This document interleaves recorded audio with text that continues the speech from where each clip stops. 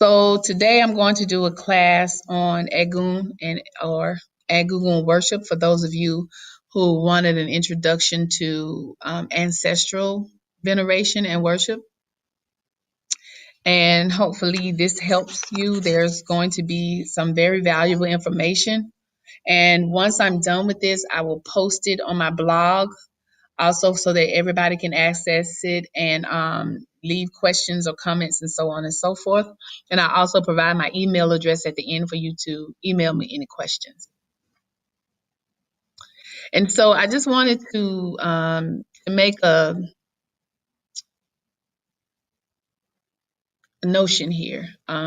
Where I'm coming from with this teaching is from the West African Orisha tradition, as passed some things that were passed down to me from my teachers in Nigeria and some here in the States.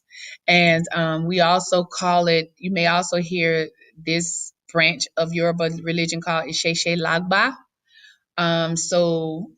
There are other facets of Yoruba tradition that are being practiced, especially in the diaspora. You have the Cuban lineage we call the Lukumi. You also have a more Spanish lineage we call Santeria, and there's many others. But I just wanted to make a statement that from where my teaching is coming from would be the Isheshe Lagba tradition or the West African Orisha tradition. And Eminu, I am Iya Oshundamisi Ifafunke Ogunbemi Egbedomala Oyindomala Eshutayo Tinuala. Those are my names. I am initiated to Oshun, Ifa, Ogun, Egbe, uh, Batala, and most recently Eshu. And so hence from all of those different names. I wanted to start out by sharing a video of the Egungun festival in Nigeria. In different parts of Nigeria, they host an Egungun festival, which means that the Egungun, the ancestors, are venerated and celebrated once a year as a community. Um, I'm going to talk about after this how you can do ancestral veneration and worship individually in your own house. But I wanted to show you first, again, how it's celebrated as a community. Again, this is something that happens once a year on a bigger scale. And so I wanted to share some of this video with you. And it is narrated, so it's a pretty good video. And if you want to go back and watch it another time, you can definitely do so.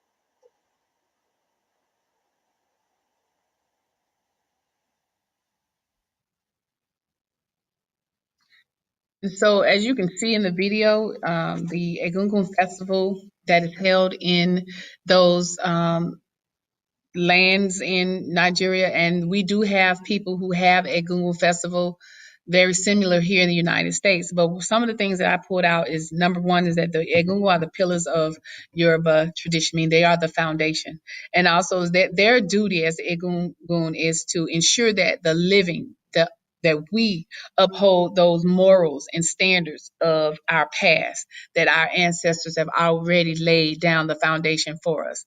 And every society, every community have morals. We don't have to go deeply into that. Most of us know what's right and wrong, but and yet there are some morals or standards that are very specific to communities, but a lot of times it's very generic, like having good character and just upholding morals is not something that's difficult to figure out. And as you saw in the video, the Egungun and the Alagba were cleansing the community, and one of the things it says they could cleanse the community by whipping or through whipping.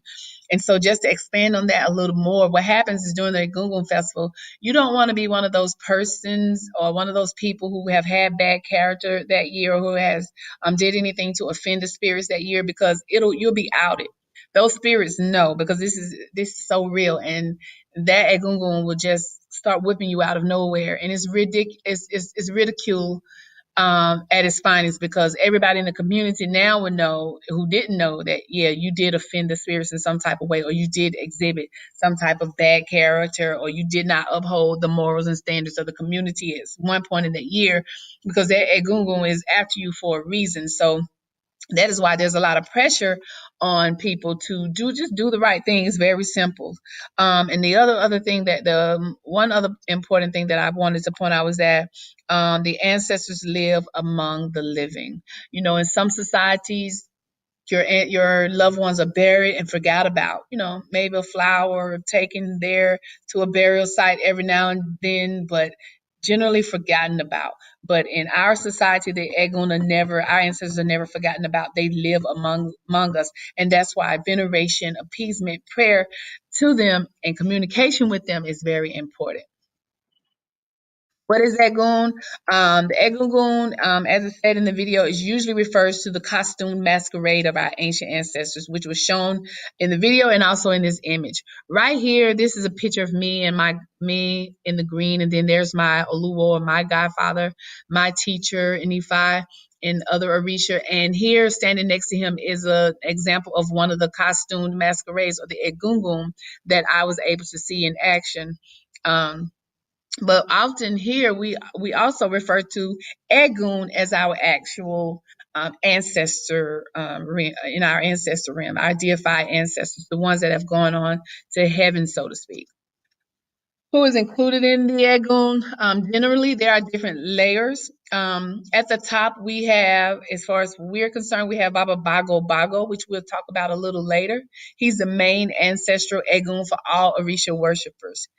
And then beneath Baba Bago, you have the Egun, who have been deified to some sort of Orisha status, like the Oj, that they talked about in the film.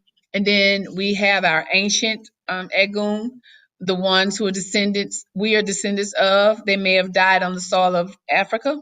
And then we have our deceased loved ones who died elsewhere, including the ones that died during and after the slave trade. That is kind of how that pyramid goes.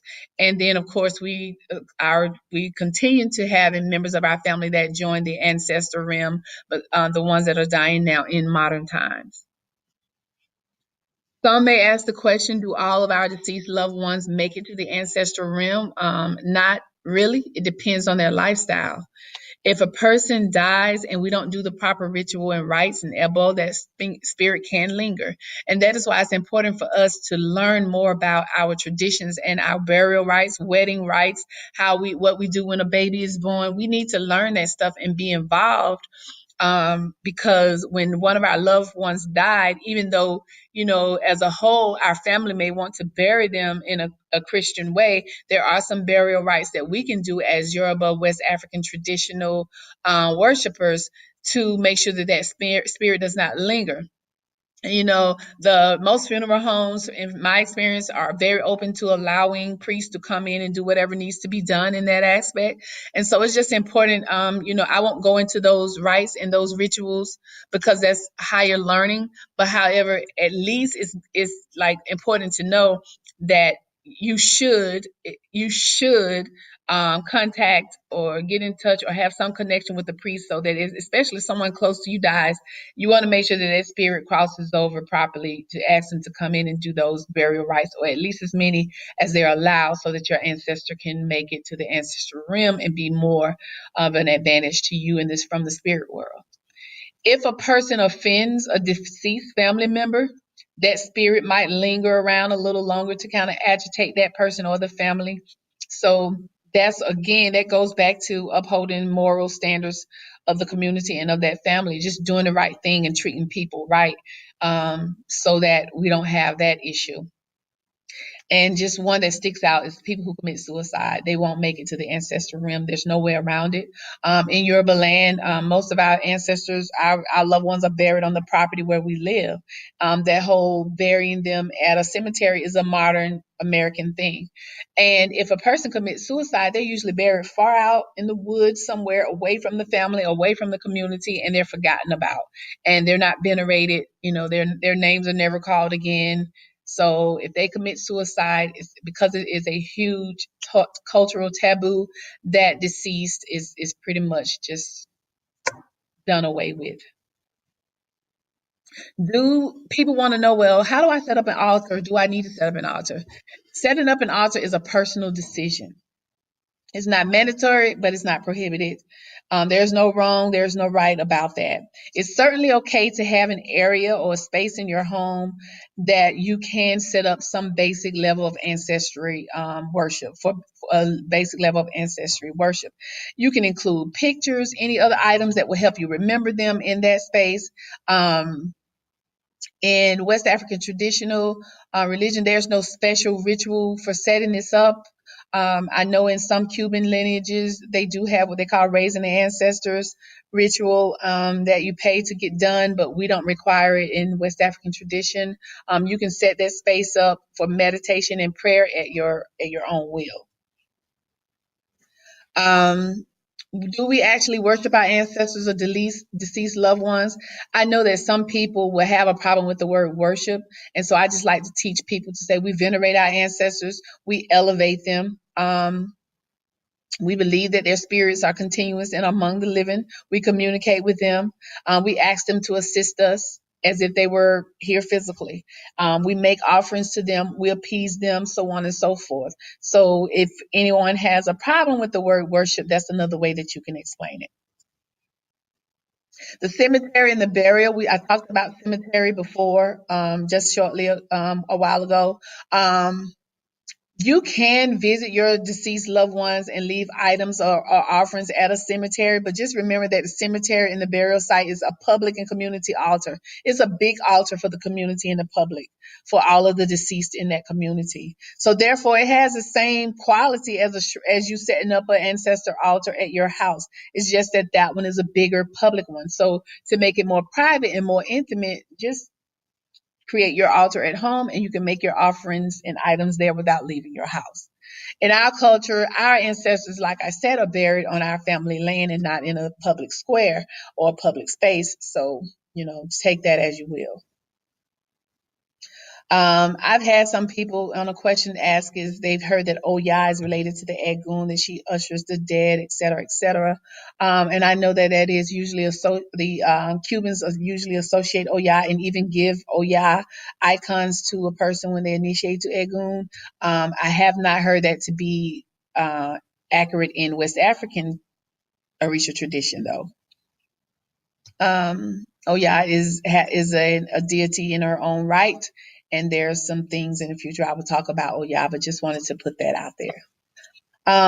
People may ask, well, if I want to have, like, people, and sometimes people call it a pot. They call it Risha pots. Well, what does an Egungun pot look like? And I know in some Cuban traditions and some American Ifa traditions, they are giving people stones and dirt from the cemetery. But in West African Orisha tradition, we have what we call a paiku. And Paiku is the icon for the Egun, where we make our offerings. And it is usually a set of apa sticks that are tied together. And we usually cover it in red cloth and we make our offerings on that icon. I did not include a picture here because I don't really like to have pictures of my sacred icons or share them publicly. But if you come to my house, you will, I will gladly show you what it looks like. And anyone can receive the Egun when they're ready. What do we offer our Egun? Before I talk about the items that we would give and offer to the Apaiku, or if we didn't have a Paiku, if we just wanted to start somewhere, if we created a space where we had some pictures and whatnots, we can, just place those items on a mat, maybe get a plate and place the offering on a plate and pray to it that way. Um, that is one option, and I'll talk about another option in a second. But when you have the paiku, or if you're feeding the answers to the earth, when I say the earth, I mean you can do it on that mat or outside on the ground or whatever. And usually, like I said, put it in a plate or calabash bowl or something like that. But red liquor or whiskey is one offering. Palm oil, we call epo, akara, which is the bean cakes. Olele is also like a bean cake, but it's steamed. Where akara is fried. Obiabata is the four-sided cola. For animals, it can be a rooster, it can be a he goat, basically male animals. But on a general day, the red liquor, palm oil, OB is like normal. And then if you want to cook and add food, onje, you can add akara or lele. And if you want to add blood, it can be rooster or higo. But just for a general plain day, whiskey, the palm oil, and the cola, no, the obi abata will suffice.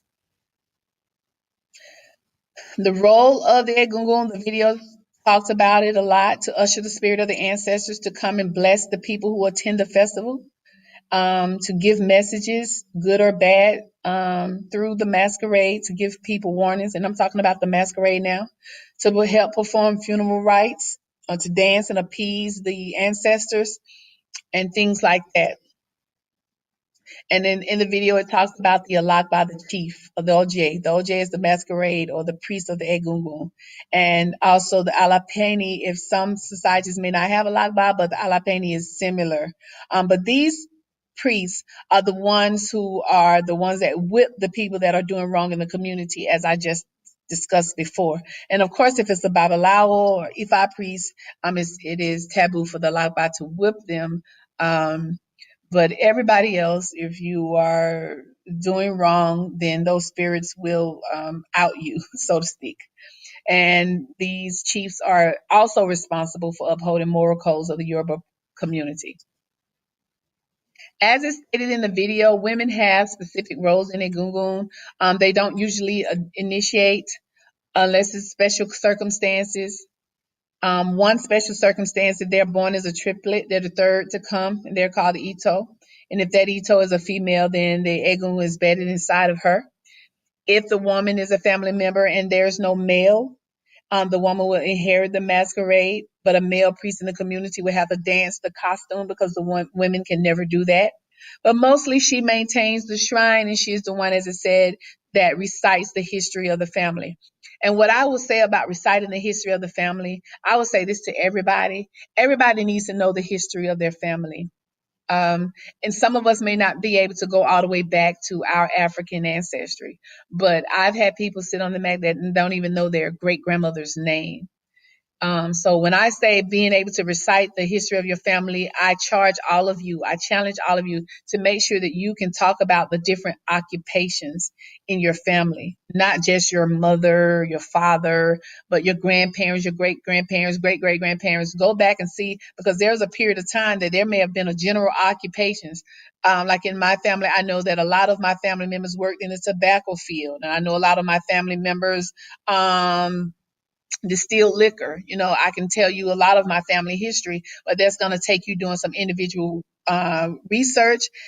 interviewing, going and reading, just research, just digging deep because you need to be able to recite your family history, the good and the bad. What was taboo for them? In what ways were they blessed? What were the moral standards? And people will you for example, when you hear people say, "Oh, in my family, we don't." And I'm not being funny, but you know how I've heard people say, "Oh, in my family, my grandmother or we didn't believe in letting our children spend the night over people's houses." That's a moral standard. That's just something your family did not believe in, and so that is a taboo for your family. And so as you pass it down to generation after generation, then hopefully your offspring will uphold that tradition because it's a reason why your ancestors made that rule in your family. And it's important to recite that history even if you're not doing a Egungun festival. You just might be doing Sunday dinner at mother's house, or it may be Thanksgiving dinner. At your Thanksgiving dinner, we sit around and we often do the Christian prayer and so on and so forth. But how often does someone stand up before we eat and recite the family history? That's how the tradition is passed down. That's how the children who are the next generation are going to know the what nots and the do nots and the do's of our family. That's how our family traditions, moral code is going to withstand for a long period of time. So we have to give our family history that honor of longevity by making sure that someone in that family can recite our family history. It's so important. When should you feed your ancestors? In our tradition, West African Orisha tradition, what we call Oshe Day. Every Orisha has its own Oshe Day. So today is Oya. Today is Oya and Shango. It's Monday, March 25th. Tomorrow is actually the day that we feed the ancestors, the Egbe and Eshu Obatala. And so all Eshu, Egbe, Obatala, and ancestors Egun are on the same day. And tomorrow is Tuesday. And so it's a 4-day, the Yoruba calendar is a 4-day calendar. So if you feed them on Tuesday or you worship them on Tuesday, then you go Wednesday, Thursday, Friday. And then the next day you will venerate, or you will do any work for them will be on Saturday. This does not mean you can't do something every day, but if you just want to do something, a full, prayer and offering, is every 4 days. So then the next week it will be Wednesday and Sunday. Then after that it will be Thursday, Monday. Then after that it'll be Friday, Tuesday, and it keeps going every 4 days. The Rabba of Oshobo publishes a calendar with all of the O'Shea days. You can find it online anywhere, but I'm just giving you a start because tomorrow is the day to feed the ancestors. How do you call them down? Usually by slapping your hand and then the earth because you're kneeling before your shrine. You will say these things 3 times each. Ile mopel, ile mopel, ile mopel. I can sale mopel, I can sale mopel, I can sale mopel. Ejibure mopel, ejibure mopel, ejibure mopel. Egumopel, egumopel, egumopel. And then you've called the ancestors down. They're here. And just like your grandmother, when you call her name, she's gonna say, what do you want? So tell them who you are and what you want.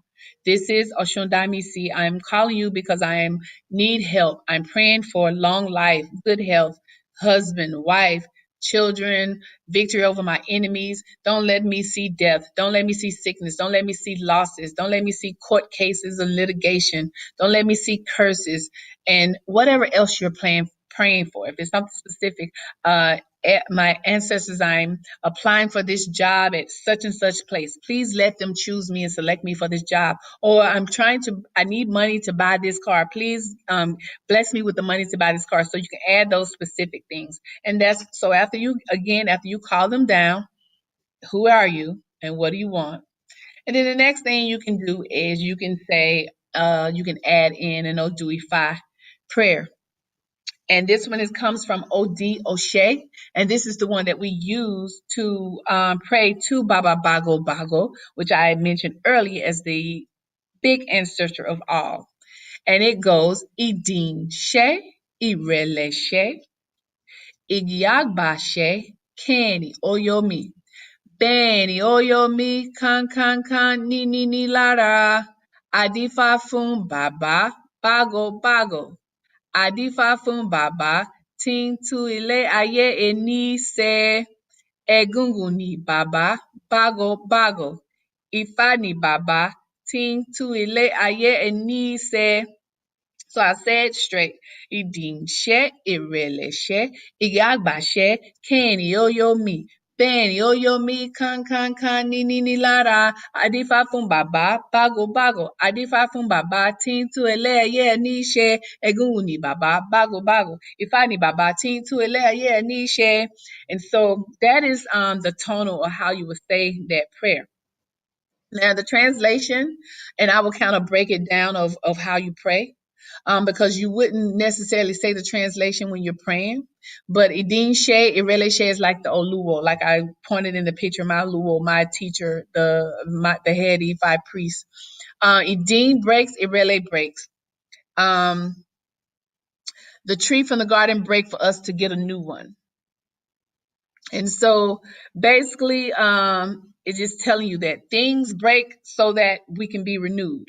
Before getting the new one, it may be hard or will be more hard. Cast E5 for Baba Bago Bago, the father that carry Egungun masquerade. Cast E5 for the father that makes one life's good. E5 is called Baba. E5 is called Baba Titu Ileye Nishe. So Baba Titu Ileye Nishe is the father that mends one broken life. So after we chant that verse, we pray that Ifa and Egun, please, when our life is difficult for us, please make our life good. Please turn our bad luck into good luck. Please mend our broken life. Mend my broken marriage. Mend my broken relationship with my children. Mend my broken finances. Mend my broken whatever is broken in your life. List them off and pray. Please mend these things. If I make whatever is bad good, and that is the prayer that you would say after that. And so before I go into questions, I'm just going to go through it and how this would sound. So you would start off with the calling them down. Ile mopel, ile mopel, ile mopel. I can sale mopel, I can sale mopel, I can sale mopel. Ejibure mopel, ejibure mopel, ejibure mopel. Egu mopel, egu mopel, egu mopel. Egun, this is your daughter, Oshundami T. I'm coming to you today because I need your help with longevity. I want to live a long life. Bless me with prosperity. Bless me with good husband, good provider. Bless me to give birth to children. Bless me in my finance area. Please don't let me see death. Don't let me see sickness. Don't let me see losses. Don't let me see court cases. Don't let me see curses or any negative things. Ashe. And we always say ashe. That means so be it. Let it manifest. And then I said that then Idin She, Irele She, Iyagba She, Kenny Oyomi, Benny Oyomi, kan ni lara, Adifa fun baba, bago bago, Adifa fun ba, Tin Tole, yeah, ni she, Ifa ama Egungun ni baba bago bago. Ifa ni baba tin to yeah ni share. Please Ifa and Egun, please mend everything that is broken in my life. Turn on my bad luck into good luck, please. Everything that is broken, please mend it together again. Please mend my broken finances, mend my broken marriage, mend my broken relationship with my children, with my father. I shall. And then that is when you will offer those things that I mentioned early in the presentation. Some of the things from this list right here that you will be offering. And then once it's done, you will use the OB cola. This right here, where the OB, the reason why you have the OB abata of the cola nut, that is when you will break them open and you will ask the egun, is your offering accepted? And then you will go from there, which is another class on how to divine using the OB. But this is basically how we praise the ancestors. Before I go, I wanted to just add one other quick notion is that anytime you eat, you have food on your plate, it's always good to take a portion of each food item, pray to it. You can still call the ancestors down, just really quickly. You don't have to go through the whole Edine O'Shea verse, but at least you can at least call the ancestors down. This is so and so. I'm praying for this, this, and this, and then set it on the edge of that portion on the edge of your plate. And you would do that with everything on your plate. Take a pinch of it off, pray to it, put it at the edge of your plate. And you do that, and then you can commence to eating the rest of the food. And then once you're done eating, you can just throw the offerings that you've put on the edge of the plate, you can just throw it out. That is another like daily appeasement that you can do to your egun every time you eat, and or either you can take it and just dump it out on the by a tree outside or something like that if you want to. But basically, that's like a daily offering to egun every time you eat. Just taking a portion of the food, praying to it, and sticking it on the edge of the plate, and then you're eating the rest of the food. So. Those for those people who just want to do it more frequently than every 4 days, that is a quick way to do it as well. And so if you have any questions for now, I will put this recording on my blog. I'm working on it. But for now, if you have any questions after viewing this screencast, you can email me at this email address, oshundamisi@yahoo.com. Oshundamisi, as you can see, is spelled OSUNDAMISI@yahoo.com. Again, send your questions to my email and I will try to answer them as quickly as possible. And please keep your questions about Egun, about this presentation, because I will do more on other Orisha and other Yoruba, West African traditions. But please, questions pertaining to this class, keep it surrounding anything involving Egun or Egungun worship. Thank you.